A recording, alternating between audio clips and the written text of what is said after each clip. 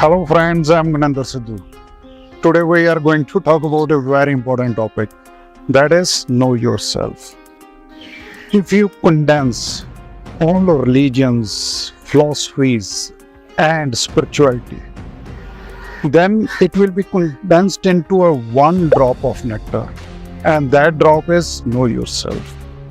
Ancient Greeks used to say know thyself. Gurbani says मन तू ज्योत स्वरूप है, अपना मूल पहचान. Upanishads, they say tat evamasi, you are the one who you are seeking for. It seems to be such a simple statement containing only two words, know yourself. But it is very difficult to understand and practice it.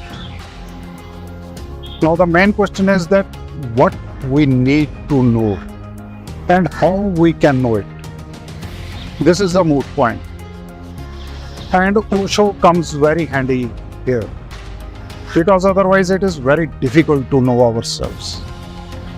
If you ask anyone, then they, or even myself, we will explain ourselves with adjectives, with taglines. If someone in our school times has said that you are a very good student, you are a good sportsman, then we try to identify ourselves with those tags or those adjectives. But our being is much beyond than these tags. The first question is what to know. Here Osho says that you have to know the knower inside you, who is knowing everything. And he gives a very beautiful example that simplifies the whole matter. And that example is that he says that when you are asleep and you are seeing dreams, but at the same time there is someone inside you who is watching those dreams. When you wake up in the day, then you try to recollect those dreams. It means there was someone inside you who was watching those dreams. Besides that, even if you are in dead sleep or in a sleep where there are no dreams, even when you wake up, you realize that yes, it was such a sound sleep. It means that even when you were dead sleep, someone was knowing about your dead sleep. That is the knower within us. And according to Buddhism and Upanishads, to be aware about that knower is the Turiya state of awareness.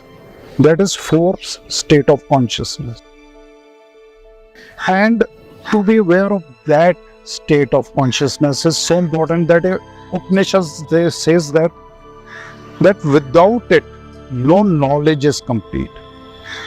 Unless and until you know the knower within you, all knowledge about the world, about everything is incomplete. And this knower is immortal energy within us. It is also called soul, Atma. And in Jungian psychology, it is called self with a capital S. And the remarkable thing about this knower is that it knows everything. It knows everything, whatever is happening within us. And it keeps giving us signals that there is something wrong or right. But because we are not educated about Atma or soul, so we can't decipher the language of this knower. I give you one example that if you meet any patient who is suffering from diabetes or blood pressure, you can feel, if you touch their body, you can feel that there are tremblings within the body. There is a bit of shakiness within the body. And that is the signal that there is everlasting anxiety within the body. And the knower who is knowing it, it's sending the signals for it. But unfortunately, we have no education to decipher it. When one attains this fourth state of consciousness or awareness, then he, according to Osho, then that person becomes knowing it. I like this expression of Osho because that knowing it means that it's a verb. It means one becomes a process in action. In action of what? Knowing. And it is rightly stated that the sages, they come to know everything while sitting in a room. That is because they have attained that awareness, that fourth state of awareness. They are connected to the knower. It is also said that Buddha was the one who attained that fourth state of awareness, that is Turiya state. Even all the great persons like Baba Nanak, Kabir, Jesus, they had attained that kind of awareness. That is why they came to know so much of things. That their knowledge was infinite. Then that person becomes a pure light. Light is the symbol of awareness. That becomes awakened. Awakened to what? That knower, that soul within us. And that person gets the aura of a light. That is why Gurbani says, Man tu Jot Swarup hai. It means you are a light. Know your essence. Now about the second question. That is how to attain this state of awareness, Turiya state. First of all, we have to understand that this is not one particular vein or a part within us which we can call as Turiya. It is the immortal energy, a constant within us, which was even before our birth and will remain even after death. And it resides, it lives in every pore of us. We feel that we are just a bag of skin. But it is not just a bag of skin. We are, our every part is a living soul. And our every pore is knowing everything.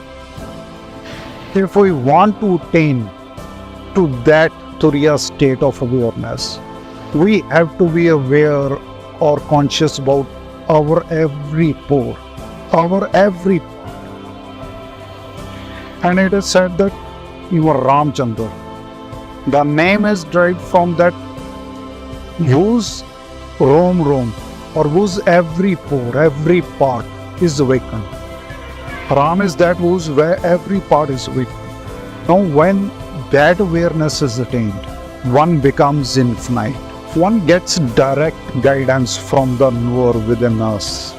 And that guidance is the true guidance, which can show us the right path. If we take guidance from Turiya state of awareness, then we will not be wandering like the clouds. We will be a stable source of light, a pure sky, a pure consciousness, Sat-Chit. And that is the truth. And to be awakened about every pore of our being, we need to sit in silence. We need to go beyond our daily language, because our inner has different language that we can understand only in silence. That is why meditation or sitting in silence is so important. When we are silent and totally concentrating on our inner being, then we can feel that how our every pore, however every part of our being is behaving at that time. This constant practice, we will constantly get more and more knowledge about it. Our knowledge is not outside, it is all within us. Only thing is that is required is to sit silent, to observe ourselves.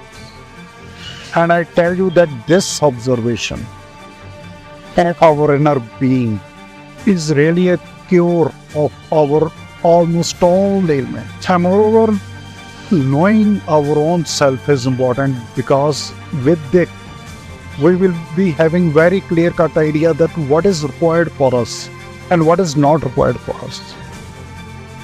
we will be avoiding all the non-essentials in our life. And our life will be a simplified and much blissful. With these words, I conclude this episode here. Thank you.